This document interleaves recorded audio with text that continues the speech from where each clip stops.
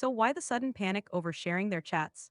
Evidence is starting to point to a possible mismatch between Blake's public narrative and her own filings. Hang on, because Fritz attached receipts.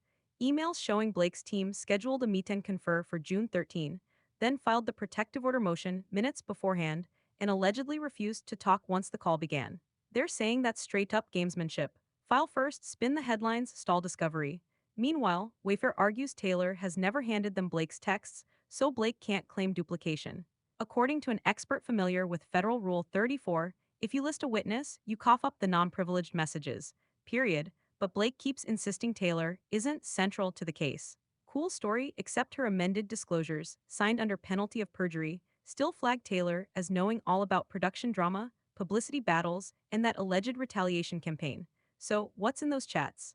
Could they debunk Blake's emotional distress claims by showing she happily dined with Taylor, Travis, Ryan, and company in Auckland last October?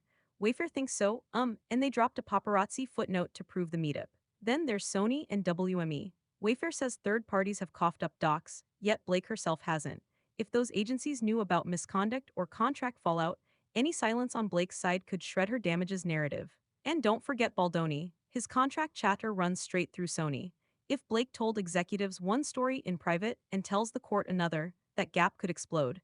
Evidence is starting to point to that very risk. Wayfair also laughed off Blake's claim of an ongoing smear campaign, noting she demands every reporter's name they've spoken to, even for quotes reacting to her own press blitz.